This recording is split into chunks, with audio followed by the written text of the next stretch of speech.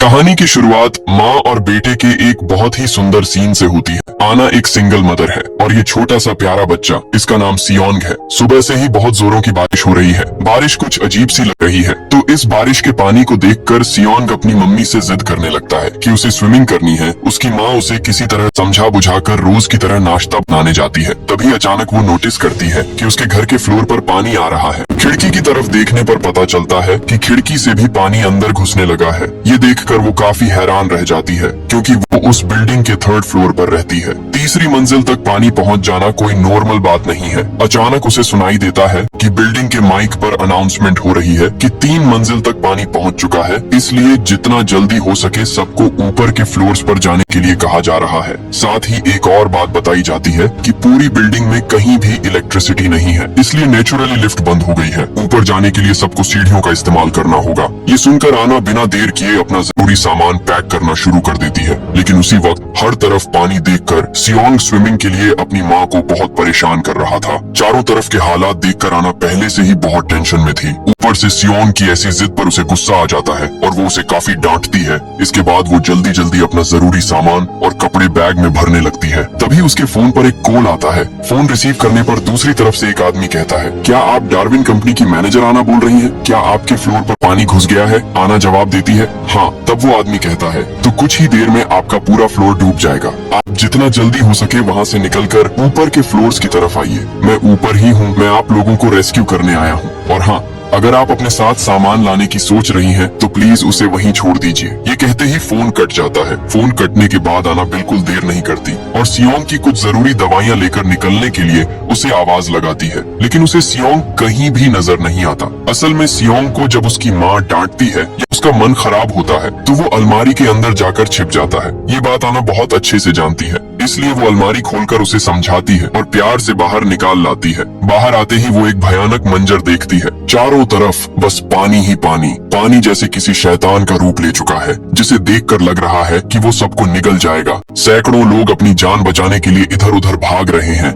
आना हिम्मत नहीं हारती और अपने बेटे को कंधे पर उठाकर सीढ़ियों की तरफ बढ़ती है। सीढ़ियों के पास पहुंचकर वो देखती है कि वहाँ लोगों की लंबी लाइन लगी है। अगर वो लाइन में खड़ी होकर ऊपर जाने का इंतजार करती, तो कुछ ही देर में पानी उन्हें बहा ले जाता। इसलिए अब उसे कोई दूसरा रास्ता ढूंढना था। अचानक उसे याद आता है कि बिल्डिंग में एक और एग्जिट सीढ़ी भी है, इसलिए वो बिना देर किए उस तरफ भागती है। दूसरी तरफ बहुत से लोग पानी की लहरों से लड़ नहीं पा रहे थे और उसमें डूब रहे थे। ऐसे हालात देखकर किसी का भी डर जाना लाजमी है और सियोंग तो अभी बस एक बच्चा है, इसलिए उसकी माँ उसे हिम्मत देने के लिए अलग अलग कहानियां सुनाने लगती। यहाँ तक कि उसका माइंड डाइवर्ट करने के लिए वे दोनों मिलकर सियोंग का पसंदीदा गाना गाते हुए ऊपर चढ़ते हैं। सच में इसी को माँ का प्यार कहते हैं। खुद अंदर से टूट कर भी बच्चे के लिए चेहरे पर मुस्कान रख सकती है। वे उस सीढ़ी से काफी फ्लोर्स ऊपर आ जाते हैं, लेकिन तभी आना देखती है कि आगे की सीढ़ियों पर बहुत सारा पुराना सामान रखा होने की वजह से रास्ता पूरी तरह ब्लॉक है। उन चीजों को हटाकर ऊपर जाने में बहुत वक्त लगेगा और मेन सीढ़ी से इस वक्त जाना मुमकिन नहीं है। इधर पानी धीरे धीरे ऊपर चढ़ता आ रहा है। जैसे तैसे आना उस सीढ़ी से सियोंग को लेकर ऊपर के फ्लोर पर पहुंचती है। ऊपर पहुंचते ही अचानक उसे सुनाई देता है कि किसी दूसरे फ्लोर से कोई उसका नाम पुकार रहा है। वो उस आवाज का जवाब देने के लिए जैसे ही पीछे मुड़ती है, देखती है कि सियोंग वहाँ नहीं है। आना बिल्कुल पागलों जैसी हो जाती है। एक तरफ इतना सारा पानी और दूसरी तरफ सैकड़ों लोगों की भीड़। आना को कुछ समझ नहीं आता कि वो क्या करे और अपने बेटे को कहाँ ढूंढे। वो पूरी तरह बेबस हो जाती है। फिर भी अपने बेटे को ढूंढने के लिए इधर उधर भागने लगती है। ढूंढते ढूंढते वो एक फ्लैट के अंदर घुस जाती है। तभी उसकी नजर खिड़की की तरफ पड़ती है और फिर वो जो देखती है, उसे देखकर किसी भी नॉर्मल इंसान का दिमाग काम करना बंद कर दे। वो देखती है कि पहाड़ जैसी एक दानव जैसी लहर उनकी तरफ बढ़ रही है और कुछ समझने से पहले ही वो लहर उनकी बिल्डिंग से टकरा जाती है। इसके चलते और भी कई फ्लोर्स पानी के नीचे समा जाते हैं। आना अब पूरी तरह से पानी के नीचे है, फिर भी वो सियोंग को ढूंढना नहीं छोड़ती। पानी के अंदर ही तैरते हुए वो पागलों की तरह एक कोने से दूसरे कोने तक अपने बच्चे को तलाश रही है। उस वक्त आना खुद को बेबस और हेल्पलेस महसूस कर रही थी। काफी देर तक पानी में ढूंढने के बाद आखिरकार उसे सियोंग मिल जाता है, लेकिन तब तक छोटा सियोंग बेहोश हो चुका था। आखिर एक बच्चा कितनी देर पानी के नीचे रह सकता है। आना किसी तरह अपने बेटे को लेकर वहाँ से निकलना चाहती है, लेकिन बाहर जाने वाला दरवाजा किसी भी तरह खुल नहीं रहा। इधर काफी देर तक पानी के अंदर रहने की वजह से आना भी अब अपनी सांस नहीं रोक पा रही थी। वो खुद भी बीमार सा महसूस करने लगी है। उसे लग रहा है कि बस अब सब खत्म होने वाला है। ठीक तभी एक आदमी आकर उन दोनों को खींचकर ऊपर ले जाता है और उनकी जान बचाता है। ऊपर जाने के बाद वो सियोंग के सीने और पेट को दबाकर पानी बाहर निकालता है और उसे होश में लाता है। सियोंग बहुत डर गया था, इसीलिए अपनी माँ को देखते ही वो रोने लगता है। इधर वो आदमी एक वीडियो के जरिए अपने ऑफिस में रिपोर्ट करता है कि उसने आना और उसके बच्चे को सही सलामत रेस्क्यू कर लिया है। अब तक आपको लग रहा होगा कि इतने सारे लोगों के बीच ये आदमी सिर्फ आना को ही बचाने क्यों आया। जब आना उस आदमी से उसकी पहचान पूछती है तो वो बताता है कि उसे डार्विन कंपनी ने भेजा है। वो उस कंपनी की सिक्योरिटी टीम का हिस्सा है और उसका नाम हीजो है।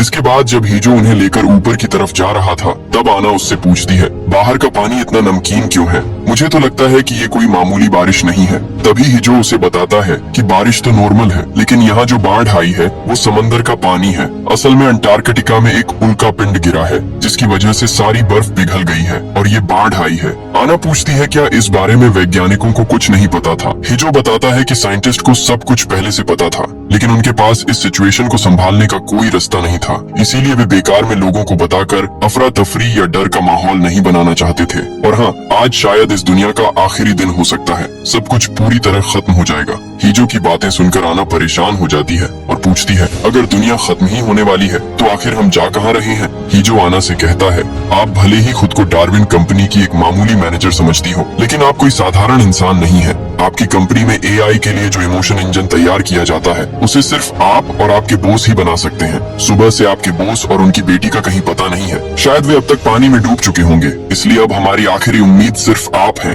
हमने ऑलरेडी लेबोरेटरी में इंसानी शरीर तैयार कर लिए हैं, लेकिन उस बॉडी में इमोशन सिर्फ आप ही डाल सकती हैं, क्योंकि आज दुनिया के सभी लोग मारे जाएंगे। इसीलिए दोबारा धरती पर इंसान बसाने के लिए भी हमें आपकी जरूरत है। इसीलिए आपको ले जाने के लिए बिल्डिंग की छत पर हेलीकॉप्टर भेजा गया है। तो इन सब बातों के बीच टेंशन में डूबे हुए वे कुछ और फ्लोर ऊपर चढ़ जाते हैं। तभी अचानक सियोंग अपनी माँ से कहता है कि उसे टॉयलेट आया है। हीजो ये जानकर उन्हें एक फ्लैट के अंदर ले जाता है। उस फ्लैट में हीजो और आना की बातचीत के दौरान आना हीजो का फोन लेकर अपनी माँ को कॉल करती है ताकि उनका हालचाल जान सके। उसकी माँ उसे कहती है, तुमने हमारे लिए बहुत कुछ किया है, अब हमारे बारे में मत सोचो, अपना और अपने बेटे का ख्याल रखना। ये बात बोलते ही फोन के दूसरी तरफ से एक जोरदार लहर की आवाज आती है और लाइन कट जाती है। आना को समझते देर नहीं लगती कि उसने अपने मम्मी पापा को हमेशा के लिए खो दिया है। उसे बहुत दुख होता है, लेकिन फिर भी वो खुद को शांत रखने की कोशिश करती है, क्योंकि इस वक्त टूटने से काम नहीं चलेगा। वो पूरी दुनिया के साथ साथ अपने बच्चे को बचाने की जंग लड़ रही है। तभी आना और हीजो नोटिस करते हैं कि फ्लैट की गैस पाइप लीक हो गई है। एक और नए खतरे को भांपते हुए आना सियोंग को गोद में लेती है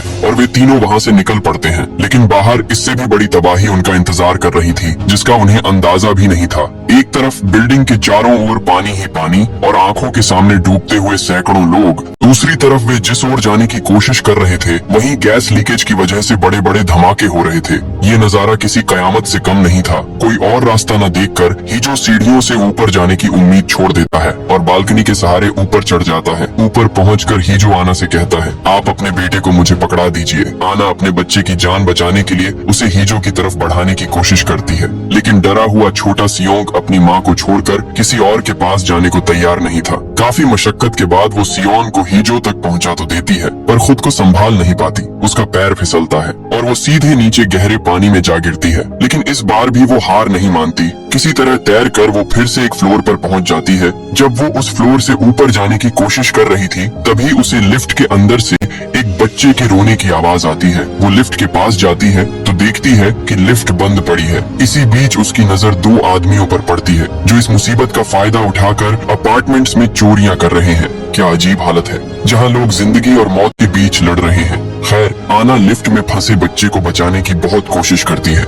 लेकिन तभी एक और तेज लहर आकर उसकी सारी कोशिशों पर पानी फेर देती है। ऐसे हालात में अचानक उसकी आंखों के सामने उस काली रात की यादें ताजा हो जाती हैं, जब वो सियोंग और उसका पति कार एक्सीडेंट की वजह से पानी में डूब गए थे। उस दिन वो सियोंग को तो बचा पाई थी, पर अपनी आंखों के सामने अपने पति को खत्म होते देखा था। कैसी किस्मत है, उस रात भी पानी था और आज भी वो पानी के नीचे है। और सियोंग खतरे में अपने बच्चे के बारे में सोचकर वो फिर से ऊपर के फ्लोर्स की तरफ चढ़ना शुरू कर देती है। इस तरह वो 18वें फ्लोर तक पहुंच जाती है, लेकिन उसे जाना है बिल्डिंग के 30वें फ्लोर पर। तभी हिजो उसके सामने आता है और बताता है कि सियोंग बहुत बीमार हो गया है। ये सुनकर आना पागलों की तरह अपने बेटे की तरफ भागती है। असल में सियोंग का शुगर लेवल गिर गया है। आना को कुछ समझ नहीं आ रहा कि वो क्या करे। उसका दिमाग काम करना बंद कर देता है क्योंकि खुद को और बच्चे को बचाने के चक्कर में वो काफी पहले ही पानी के नीचे सियोंग की दवाइयां खो चुकी है। आना सियोंग को लेकर भागने लगती है। तभी हिजो पीछे से कहता है, आप इतनी पागल क्यों हो रही हैं? सियोंग को लेकर इतनी चिंता करने की क्या जरूरत है? आप तो जब चाहें सियोंग की एक कॉपी बना सकती हैं। उसके सारे इमोशंस आपके पास हैं। उसके पूरे ब्रेन का बैकअप भी आपके पास है। अब खामखा इसके पीछे वक्त बर्बाद करने से हमें कोई फायदा नहीं है। एक तरफ बच्चे की ये हालत और दूसरी तरफ हिजो की ऐसी अजीब बातें सुनकर आना को बहुत गुस्सा आता है। वो भागते हुए अपने बेटे को लेकर एक फ्लैट में जाती है। जैसे तैसे कुछ चीजों को मिलाकर एक दवाई तैयार करती है और सियोंग को पिलाती है, जिससे थोड़ी देर में सियोंग की हालत सुधरने लगती है। मूवी के इस सीन में हम देखते हैं कि जब आना सियोंग के कपड़े साफ कर रही होती है तो उसे अचानक बाहर धूप चमकती हुई दिखती है। ये देखकर वो मन ही मन बहुत खुश होती है और उसके मन में उम्मीद की किरण जगती है। वो हिजो से कहती है, देखो धूप निकल आई है, शायद अब सारा खतरा टल गया है, सब कुछ पहले जैसा हो जाएगा। लेकिन हिजो इस बात पर कुछ नहीं कहता। वो आना को जो बताता है उससे उसका दिल फिर से टूटकर बिखर जाता है। हिजो कहता है, मैं तुम्हें एक बात बताना भूल गया था, हमारा प्लान बदल गया है। फिलहाल अंतरिक्ष में जो हमारा रिसर्च सेंटर है वहाँ सियोन को नहीं ले जाया जा सकता। आना गुस्से और दुख में कहती है, तुमने ये बात जानबूझकर मुझसे छिपाई क्योंकि तुम जानते थे कि अगर मुझे ये पहले पता चल जाता तो मैं तुम्हारे साथ कभी नहीं आती। इन बातों के बीच सूरज फिर से डूब जाता है और हर तरफ अंधेरा छाने लगता है। तभी उनकी नजर एक विशाल लहर पर पड़ती है जो उनकी तरफ बढ़ रही थी। उस लहर से बचने के लिए वे पूरी जान लगाकर भागने लगते हैं, लेकिन वो राक्षस जैसी लहर कुछ ही पलों में और भी कई फ्लोर्स को डुबो देती है। किसी तरह वे तीनों ऊपर की मंजिलों तक पहुँचते हैं। वहाँ आना देखती है कि एक प्रेग्नेंट औरत लेबर पेन से तड़प रही है। वो औरत और उसका पति आना से मदद मांगते हैं, लेकिन आना मजबूर है। वो इस वक्त किसी भी तरह उनकी मदद नहीं कर सकती। जब वो सियोंग को लेकर ऊपर जा रही थी तब सियोंग पूछता है, मम्मी उस आंटी को क्या हुआ है? वो ऐसे क्यों रो रही है? छोटे से सियोंग के इस सवाल पर उसकी माँ कहती है, वो आंटी माँ बनने वाली है, इसलिए उन्हें दर्द हो रहा है। तब सियोंग पूछता है, मम्मी जब मैं हुआ था तब क्या आपको भी ऐसा ही दर्द हुआ था? बच्चे का ये मासूम सवाल आना के सीने में तीर की तरह चुभता है। उसे बहुत दुख होता है और वो हिजो के पास जाकर फूट फूट कर रोने लगती है। वो गिड़गिड़ाते हुए उससे विनती करती है, प्लीज मैं तुम्हारे पैर पड़ती हूँ, मेरे बच्चे को मेरे साथ ले चलो, मैं तुम्हारे हर काम में मदद करूंगी, बस उसे मेरे साथ रहने दो। इतना छोटा बच्चा मेरे बिना कैसे रहेगा? मैं उसके बिना नहीं जी पाऊंगी। ये सुनकर हिजो कहता है, मैं कुछ नहीं कर सकता, मुझे जो ऑर्डर मिला है मुझे वही करना होगा। ये कहकर वो छत पर चला जाता है जहाँ वो देखता है कि रेस्क्यू टीम पहले से ही पहुँच चुकी है। वहाँ जाकर आना को पता चलता है कि उसे जहाँ ले जाने की बात कही गई थी वो पूरी तरह झूठ था। रेस्क्यू टीम के लोग आना से सियोंग को छीन लेते हैं। आना बहुत मिन्नतें करती है, गिड़गिड़ाती है, पर कोई फायदा नहीं होता। इसके बाद अचानक रेस्क्यू टीम के दो लोग हिजो को गोली मार देते हैं और तब टीम का लीडर एक अजीब सी बात कहता है। वो कहता है कि आना के अलावा यहाँ मौजूद हर इंसान मारा जाएगा। आना अब समझ जाती है कि अब उसके हाथ में कुछ नहीं है, इसीलिए वो आखिरी बार सियोंग को गले लगाकर प्यार करती है। अब सवाल ये है कि उन्होंने सियोंग को क्यों रोक रखा है और आना को कहाँ ले जाया जा रहा है। कुछ ही देर में आना स्पेस की तरफ अपनी यात्रा शुरू कर देती है। मूवी में दिखाया जाता है कि पूरा शहर पानी में डूब रहा है और ठीक उसी समय किसी ग्रह के टूटे हुए हिस्से आना के रॉकेट की तरफ तेजी से आ रहे हैं। मूवी के इसी सीन में हमारे सामने आता है सबसे बड़ा असली ट्विस्ट। हम देखते हैं कि आना अपने उसी अपार्टमेंट में सोकर उठ रही है। बाहर सिर्फ पानी ही पानी है। मतलब ये वही सीन है जो हमने मूवी के पहले सीन में देखा था। मुझे पता है आपके मन में बहुत सारे सवाल आ गए होंगे। ऐसा लग रहा होगा कि सब कुछ सिर के ऊपर से जा रहा है, पर मैं सब क्लियर कर दूंगा। तो नींद खुलने के बाद आना दिखती है कि उसके पूरे घर में पानी घुस गया है। सिक्योरिटी रूम से अनाउंसमेंट हो रही है कि जल्दी ऊपर के फ्लोर्स पर जाए। ठीक तभी आना के फोन पर हिजो का कॉल आता है। हिजो उसे छत पर आने को कहता है क्योंकि उनके लिए हेलीकॉप्टर इंतजार कर रहा है और आज वे सियोंग को भी साथ ले जाएंगे। जब वो फोन पर बात कर रही थी तब सियोंग बार बार अपनी माँ को कुछ दिखाने की कोशिश कर रहा था। वो कह रहा था कि उसने सपने में कुछ देखा है और जो देखा है उसकी फोटो बनाई है, लेकिन इतनी जल्दबाजी में आना उस पर ध्यान नहीं देती। वो फटाफट बाहर निकलने की तैयारी करती है। पिछले बार की तरह आज भी सियोंग बाहर निकलने से पहले अलमारी में छिप गया था। उसकी माँ उसे ढूंढ निकालती है और कहती है कि वो अब से अपनी माँ की सारी बात माने और अगर कोई उसे अपने साथ ले जाना चाहे तो वो न जाए। लेकिन तभी सियोंग अपनी माँ से एक अजीब सवाल करता है। वो पूछता है, मम्मी काफी दिनों से मेरी उम्र 6 साल ही क्यों है? मेरी उम्र बढ़ क्यों नहीं रही? हर रोज मेरी उम्र 6 साल ही क्यों रहती है? आना को इन बातों का कोई सिर पैर समझ नहीं आता, इसलिए वो बिना देर किए सियोंग को कंधे पर उठाकर छत की तरफ ले जाने लगती है। लेकिन पिछली बार जब हिजो ने आना को आवाज दी थी तब उसने जवाब दिया था, पर इस बार वो हिजो की पुकार पर कोई रिस्पॉन्स नहीं देती। वो हिजो को इग्नोर करके सियोंग को लेकर भागने लगती है। लेकिन तभी एक विशाल लहर सबको बहा ले जाती है। लहर की चपेट में आकर बहुत से लोग मारे जाते हैं और कई बह जाते हैं। आना और सियोंग पानी में डूब तो जाते हैं पर किसी तरह फिर से ऊपर आ जाते हैं, लेकिन ऊपर आकर वो सियोंग को खो देती है। सियोंग को न पाकर आना उसे पागलों की तरह ढूंढने लगती है। उसे लगता है कि शायद सियोंग पानी में गिर गया है, इसीलिए वो पानी के अंदर उसे तलाशने लगती है। जब आना सियोंग को ढूंढ रही थी तभी एक तैरती हुई कार आकर उसे जोर से टक्कर मारती है। अगले सीन में हम देखते हैं कि हिजो आना को रेस्क्यू कर रहा है, लेकिन यहाँ एक गौर करने वाली बात यह है कि पिछली बार आना की टी शर्ट पर 497 लिखा था और अब वो बदलकर 787 हो गया है। जब आना दोबारा सियोंग को ढूंढने जाना चाहती है तो हिजो उसे एक फोटो दिखाकर कहता है कि सियोंग ऊपर के फ्लोर पर है। आना को समझ नहीं आ रहा कि सियोंग उससे इस तरह भाग क्यों रहा है, जबकि वो तो अपनी माँ के बिना कुछ जानता ही नहीं। इधर हिजो सियोंग को ढूंढने से रोकता है तो आना को बहुत गुस्सा आता है। वो हिजो से बंदूक छीन लेती है, लेकिन तभी अपार्टमेंट में गैस लीकेज की वजह से ब्लास्ट हो जाता है। इस धमाके में आना जख्मी हो जाती है और इसके तुरंत बाद हम देखते हैं कि हिजो ने आना को फिर से बचा लिया है, लेकिन अब उसकी टी शर्ट पर 193 लिखा हुआ है। आना तभी हिजो के हाथ से अपना हाथ छुड़ाकर पानी में कूद जाती है और सियोंग को ढूंढने लगती है। ढूंढते ढूंढते वो उसी लिफ्ट के सामने पहुंच जाती है जहां पिछली बार उसने एक लड़की के रोने की आवाज सुनी थी। आना को एहसास होता है कि वो लड़की वहां फंसी हुई है। उसे याद आता है कि यही सेम चीज उसके साथ पहले भी हो चुकी है, पर उस बार वो लड़की को बचा नहीं पाई थी, इसलिए इस बार वो उसे बचाने की और भी ज्यादा कोशिश करती है, लेकिन फिर से नाकाम रहती है और हम देखते हैं कि आना धीरे धीरे पानी के नीचे डूब रही है। अगले सीन में आना फिर से उसी लिफ्ट के सामने उस लड़की को रेस्क्यू करती हुई दिखती है, लेकिन अब उसकी टी शर्ट पर 4007 लिखा है। इस बार बहुत कोशिशों के बाद आना उस लड़की को बचाने में कामयाब हो जाती है। वो लड़की को एक बुजुर्ग कपल के पास पहुंचा देती है क्योंकि वो उनकी ही पोती है। अब सवाल ये है कि आना को कैसे पता चला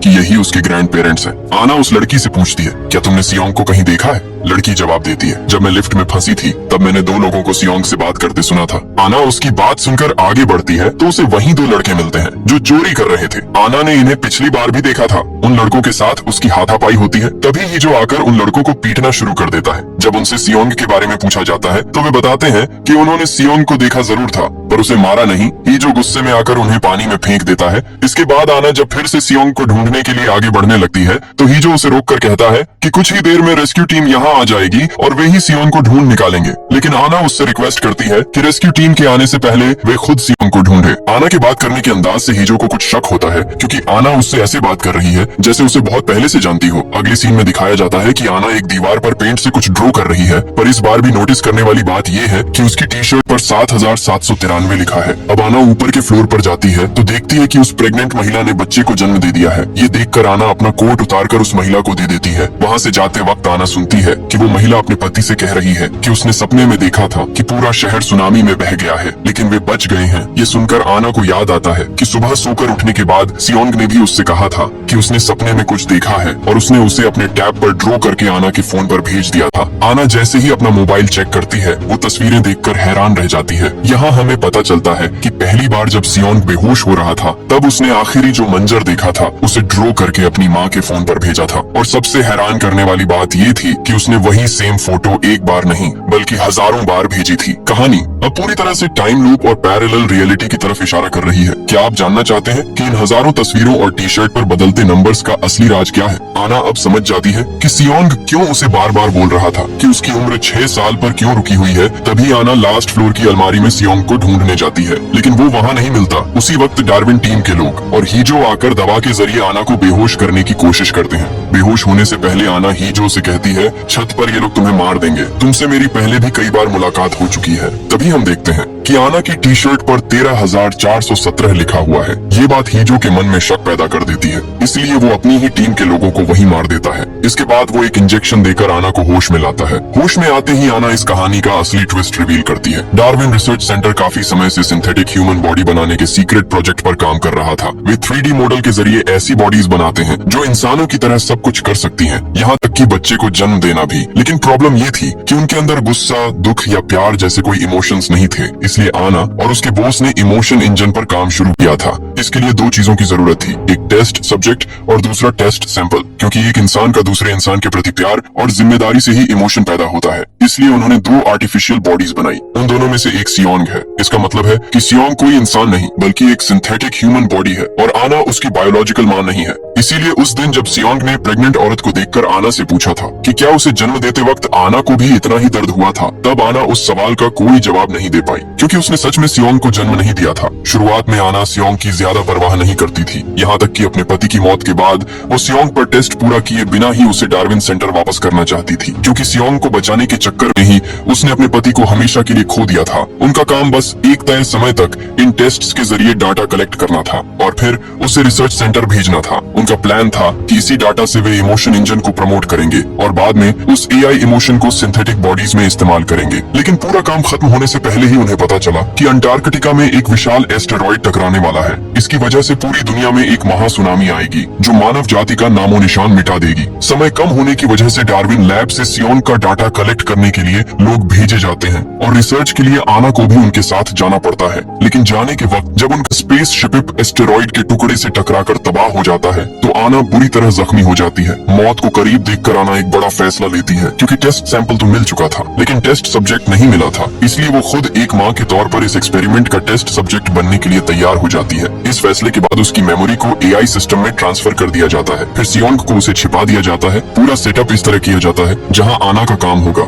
हर खतरे और रुकावट को पार करके सियोंग को ढूंढ निकालना। जिस दिन वो सियोंग को ढूंढ लेगी उसी दिन इमोशन इंजन का काम पूरा होगा और जब तक वो उसे नहीं ढूंढ पाती ये सिस्टम बार बार रिफ्रेश या रिस्टार्ट होता रहेगा। मतलब कहानी हर बार उसी सुनामी वाले दिन से फिर से शुरू होगी। इसीलिए हमने इस मूवी में सुनामी वाले दिन को बार बार रिपीट होते देखा है। और ये कितनी बार रिपीट हो रहा है ये जानने के लिए आना की टी शर्ट का नंबर बार बार बदलता रहता है, क्योंकि वो एक बार भी सियोंग को नहीं ढूंढ पाई थी। लेकिन वो सियोंग को क्यों नहीं ढूंढ पा रही थी, इसके पीछे एक बहुत बड़ा राज था। खैर ये सब जानने के बाद ही जो डिसाइड करता है कि वो आना की हेल्प करेगा, लेकिन वे जितनी बार भी कोशिश करते हैं उतनी बार उनका सामना सिक्योरिटी टीम से होता है, क्योंकि पूरा सिस्टम ही इसी तरह डिजाइन किया गया है। हजारों बार की कोशिशों के बाद वे दोनों प्लान बनाते हैं कि सिक्योरिटी टीम से लड़ने के बजाय वे उल्टे रास्ते से छत पर जाएंगे। काफी मशक्कत के बाद आना अकेले 30वीं मंजिल की छत पर पहुंचने में कामयाब हो जाती है। वहाँ उसे एक पुरानी अलमारी दिखती है और इसी अलमारी के अंदर सियोंग अपनी माँ का इंतजार कर रहा था। आना अपनी गलती मानती है और पिछली बार सियोंग को छोड़कर जाने के लिए माफी मांगती है,